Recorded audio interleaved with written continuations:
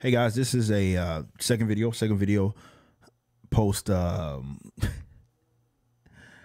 post embargo, 2 week embargo. And there was a chart, and there's been a chart that I've been keeping up with.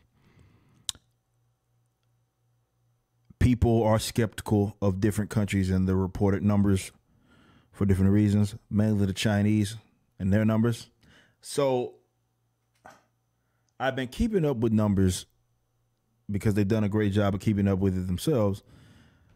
New York City, which is pretty much the area that has been impacted the most when you look at where the epicenter, if there is to be one, in America. So they have this chart that I'm going to show you, and the chart depicts a very telling story, and I'm going to show you why.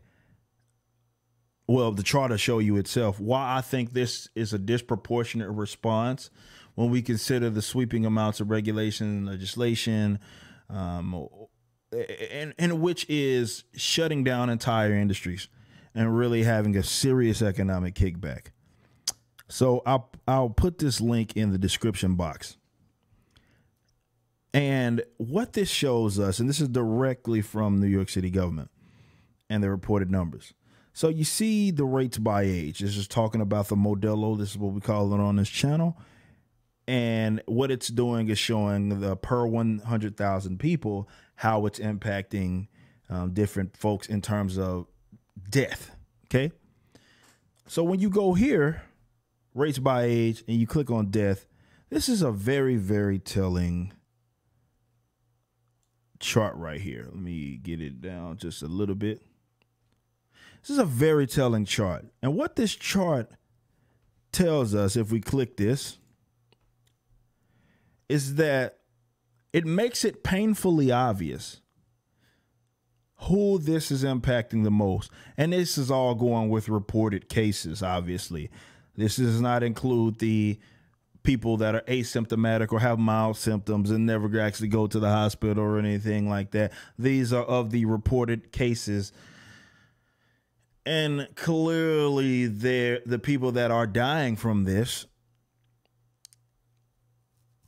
are, for the most part, very old. Now, folks in my age group, and I wish they actually broke it down in like it's shorter. Like you see some charts that'll be like age 0 to 9 years old, then 10 to 20, 10 to 19. I wish it broke it down like that. But this breaks it down from a wide range from 18 to 44. And even with that big wide range, it's way lower. And the hospitalization rates show the exact same thing in terms of the pattern. It is that folks, for example, in my age group are not really eating up they're not eating up the resources, okay? And they're not dying from it. So that's what this tells me.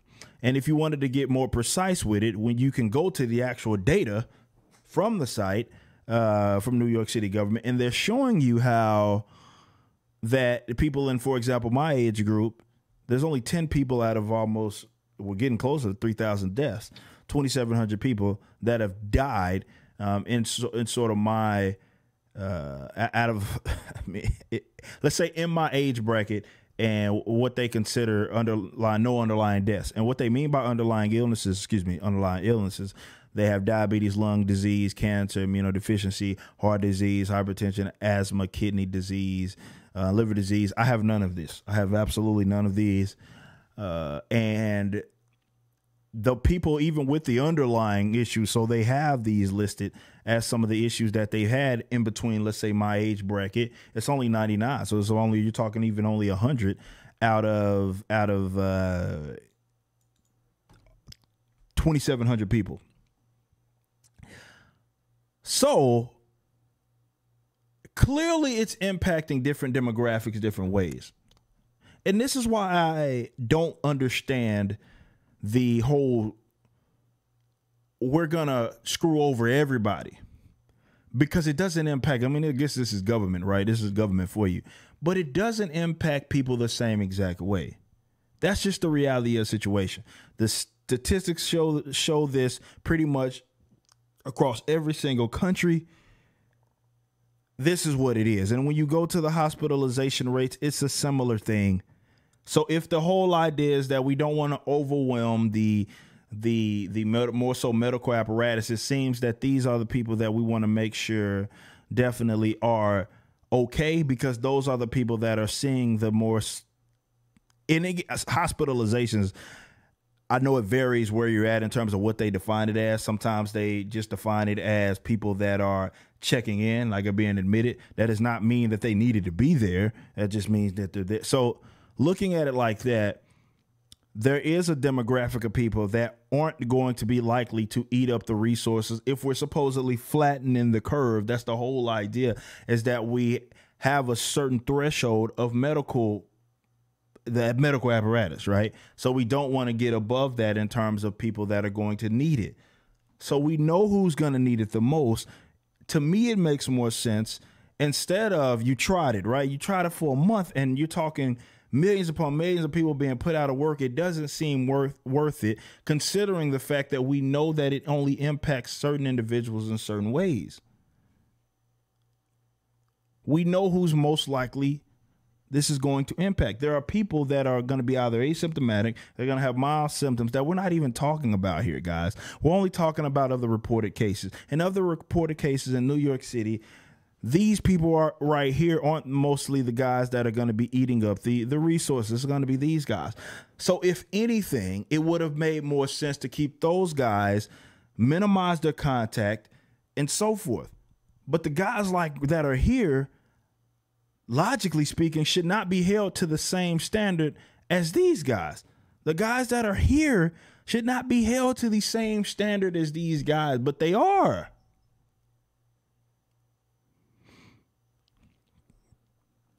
I understand you guys got people that are elderly, you got people that are sick already, and you don't want them to catch this. I completely understand that.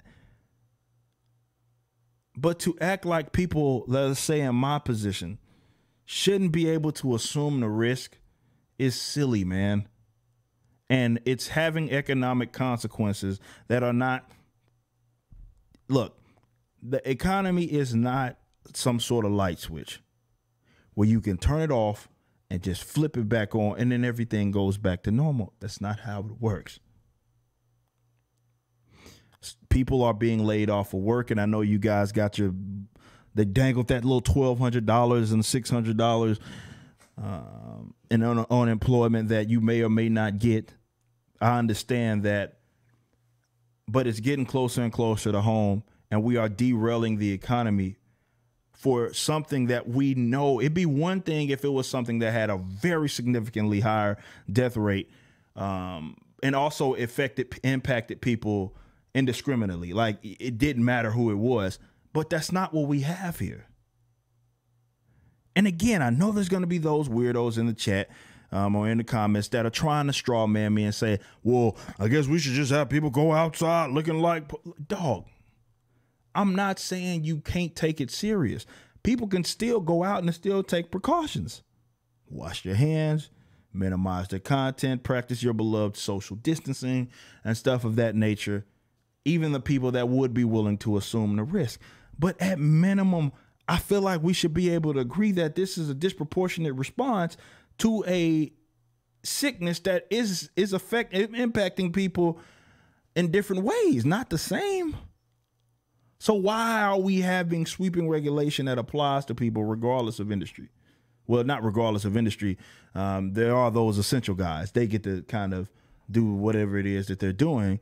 But the other folks who have been put out of business, not coming back. I talked about this with comic book shops. We got comic book shops, and for example, that aren't coming back. Like, they're like, I can't do this. It's not sustainable. And I feel like we should at least concede that. I understand that you may not want it to get passed around to those guys, and I agree with you on that. But it makes more sense to be more diligent and more careful and protective more so of the people that are going to be most impacted, not those, or more so less so for the guys that are like in my position. Young, 29 years old. I'm 29. Have none of those underlying health issues that they're saying are going to be the people that are going to deal with this the most. or have more of a severe reaction. Some cases, they ain't going to come back from it. And because people have this emotional cling to it, it's like trying to rationalize with it or trying to make this make sense is almost it's a failed task right from the get-go, because as soon as you say, look, man, I don't think this makes sense that we're doing this, well, you must want people to die. God dog it, that ain't what I said.